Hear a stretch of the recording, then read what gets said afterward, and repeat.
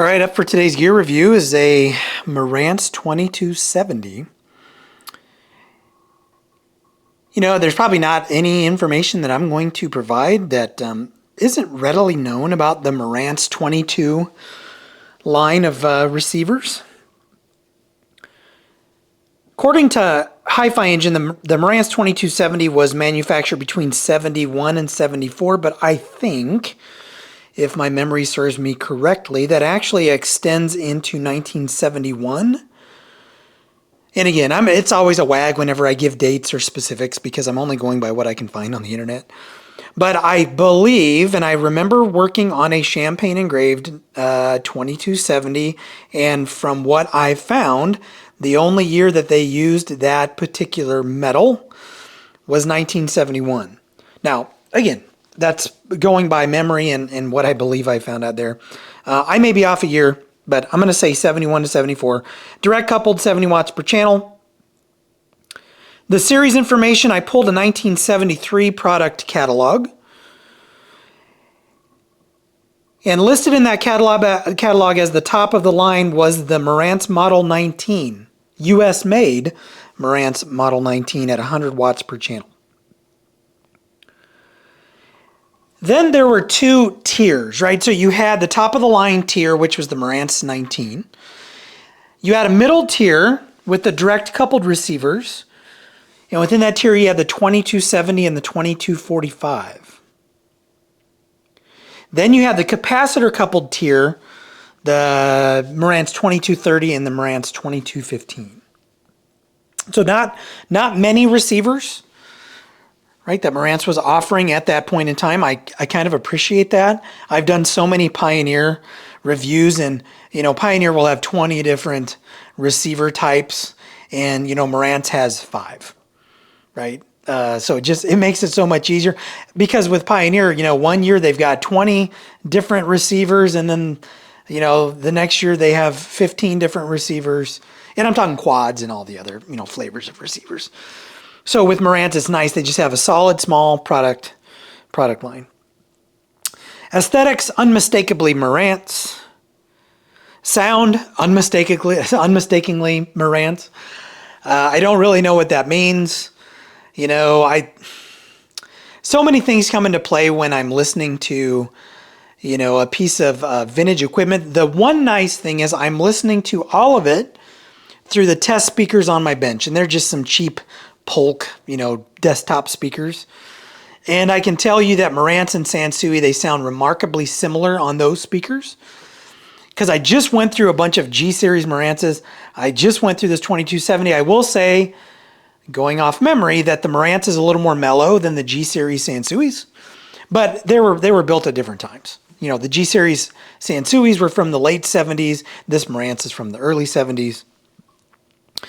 So, it has a Marantz sound, I guess. As much as you can say something has a characteristic sound to it. Operation on this is easy. Hookups are easy. It does have a split amplifier and preamp section, so it has jumpers. You can separate those two. Operation is pretty easy, so controls are thoughtfully laid out.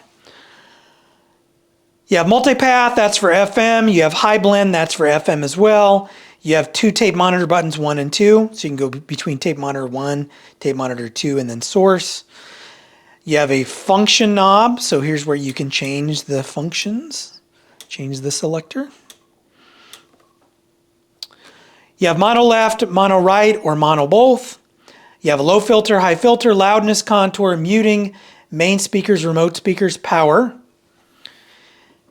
Bass control, and it's split. Mid control is split. Treble control is split. Balance knob. And then you have volume. So pretty easy to navigate, pretty easy to, change all of the controls. These are stepped, so that makes it nice. Balance is not stepped in the middle, so there's no notch that it hits in the middle there. But pretty easy to use, pretty easy to hook up. Very, very basic. Very basic. Serviceability on these. So I've serviced a handful. I have always found them to be on the easy side, the easier side of servicing. I wouldn't say that this is a novice receiver to work on because these do have some unique issues that would probably go beyond the scope of a novice. Even some intermediates. I consider myself an intermediate. And there are some things that I don't have the equipment to sort out. For example, I did a poor man's FM alignment on this. I don't have a distortion analyzer, which is one of the things you need to do FM alignments for some receivers. And I just couldn't do it on this. So, but I've always found these pretty easy to sort out unless you get a funky FM issue or like the bridge rectifier is gone because you have to install a new one and it doesn't really fit and you've got to kind of modify what you do. But run-of-the-mill service on this, setting DC offset bias, accessing the lamps, cleaning the pots, it was all really easy on this receiver. Some things to look for on this if you're considering picking up a Marantz 2270. So functionality, I always start off with, or I typically start off with completeness, right? That is one thing. You want to consider completeness of the unit, but I'll get to that in a second. Me, if I'm looking for a Marantz 2270, or I'm considering one that I might purchase, I want to know if the FM section works. Okay, that's a big one. I want to know if the power button works. Now, the power button, I know on the 2230s is known to fail. I think it's a shared failure-prone component across the 22 series. I know on the 2230s there are also issues with the bridge rectifiers, right? So now I've had to replace 2 of those. I know there are emitter resistors on the 2230s that I've had to replace, and on the lower level receivers like the 26 and 28 and those types of receivers. I know that those are prone to fail, and you get distorted sound out of one of the channels. I've got a couple of videos out there that talks about that. So for the Marantz, before I look at completeness, I look at FM function, power, and then beyond that, I think I could probably figure anything else out. So that's not as important. I always look to make sure jumpers are connected in the back. That's a big thing. So those are the big functionality things that I would look for, and then it's condition and completeness. So does it have the cabinet? The cabinet itself adds $200 to $300 to the price. So when I get to pricing, keep in mind that all of those prices I'm going to give are going to flex $200. So I'm going to give you the middle, and it could flex $200 lower or $200 higher. So completeness, cabinet is a big one. OEM cabinet is a big one. A Marantz cabinet is a big one. And then things like knobs, condition of the glass, does the tuning dial move, right, things like that. And you have to go to the description for some of that unless they post a video. Does it have feet, right? Does the cabinet, if it does have a cabinet, is it beat to snot, right? Is it something that you want to fix later on or replace later on? Because you don't want to get into that unless you absolutely have to. I've re-veneered one Marantz cabinet before, and it was a pretty straightforward process. It wasn't too bad. I would also look to see if it is a champagne engraved. A lot of the time, well, some of the time, the sellers will know what they have and they will charge for it. Some of the time, they don't know what they have. They don't describe it, and it's really hard to determine through the photos whether or not it's an engraved Marantz or it's not an engraved Marantz, or whether it is or is not an engraved Marantz, I should say. One indicator is the color of the speaker terminals on the back. So if it has red and black, it is not going to be champagne engraved unless someone has replaced those speaker terminals. So later production examples have red and black speaker terminals on the back. If they are solid black, right, it doesn't mean it's a champagne engraved, but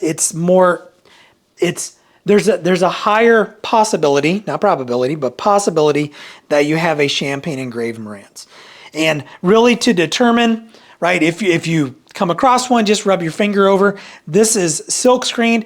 You can definitely feel where it's engraved versus silk screened, right? You'll also see some of this lettering rubbed off. It's not going to rub off if it's engraved, right? Because this sits on top, so if you use the wrong solvent, you'll pull that off. And then sometimes I'll just put in the description that it's engraved. And then the color. It'll be a champagne color. This is a very bright, it's a very bright silver, right? They have a couple of different hues. They have a champagne hue. They have a gold, more of a gold hue. And then they have silver and then maybe some variations between, right? That kind of run that spectrum. So the color of the receiver, champagne engraved, are worth a little bit more. They're a little more rare. Maybe the gold ones, I'm not sure if they command a higher price or not, but it's just something to look out for. Price on these. So as of today, I pulled down what I thought was going to be, hey, this is a crazy amount that people are getting for these. And I was shocked. I've been shocked the last like 2 or 3 review videos I have done. I've been shocked at the amount that people are selling some of these receivers and amplifiers and turntables for. So what I found today was, I pulled the $3,000 listing and I'm like, that's crazy. Never pay that much for one of these. And then I came across some listings where some were sold for around $3,000. Now those were restored cabinet boxes, recapped, right? And I'm gonna talk about 4 categories for this one today because the spread is gigantic on this, right? So we have the restored recapped, right? We have that tier, $2,000 or more. And that can go from $2,000 all the way up to $3,000. And I saw sales all along that. And when I pulled the sales information for this off eBay, there were more than 20 that have sold in the last 90 days. I think there were 25 that sold in the last 90 days. Now, again, the prices I'm giving you are going to be plus or minus a couple $100. I'm giving you what I found or what I kind of determined, what I'm guessing to be the average. So restored museum piece, recapped, it's good to go for another 50 years, $2,000 or more. One that has been serviced and is in good working condition. I saw several that said they were serviced. Now again, you want to understand what serviced means.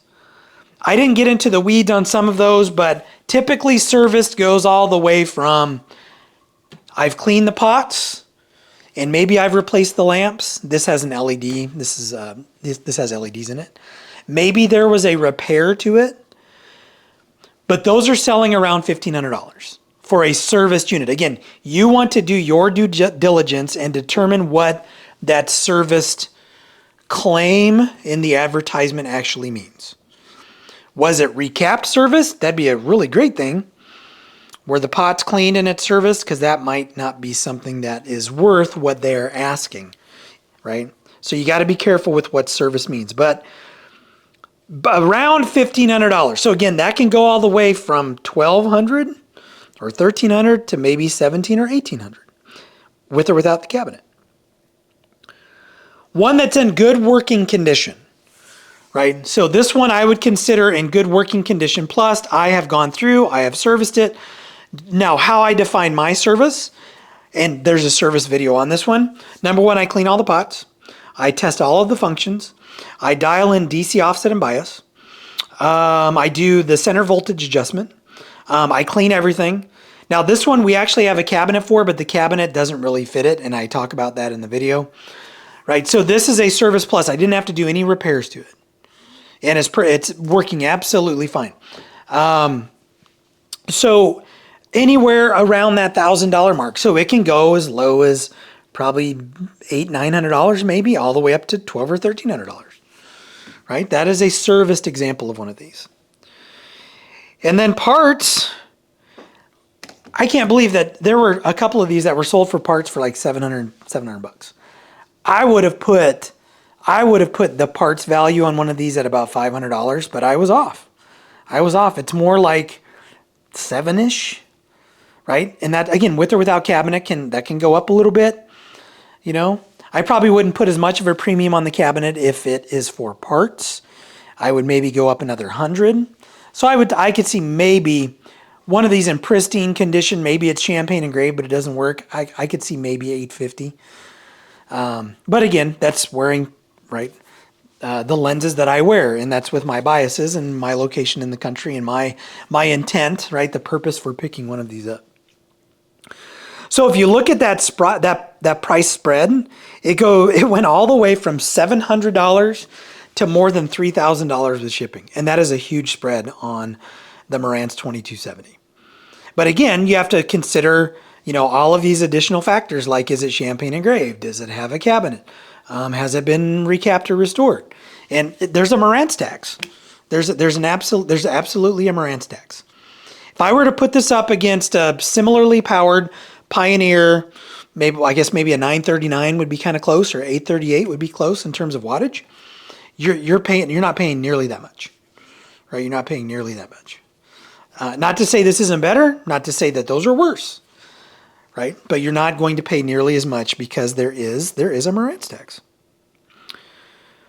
So there you have the Marantz 2270. Good receiver. Worked on several of them over the years. This one came into the shop. I don't know if we're going to try to source a cabinet for it or if we're just going to put it out as is. But they're nice receivers. I was bit by the Marantz bug very early on my journey through vintage, stereo servicing, and I had a 2215, and I love that 2215. That was a great little receiver. It was just a great little receiver. I've also had a couple of Marantz 26s and 28s. Marantz 26s and 28s, those are sleepers. They're slowly creeping up in price, but they're solid receivers. I did a gear review on the 22, I think. I think it was a 22 or a 27. I don't even remember anymore. Right? But I don't know. I have an affinity for Marantz. I just don't. I currently have one piece of Marantz gear, but it's an early 80s Marantz. It's beautiful. If I think of it, I'll flash an image up here. If not, that means I've just gone to this part of the video and I hit the export button before I got to the very end to see exactly what I was going to say. But I'm going to wrap it up here now. I'm just kind of rambling. So as always, if you like what you see, like it, subscribe, and I will catch you all in the next video.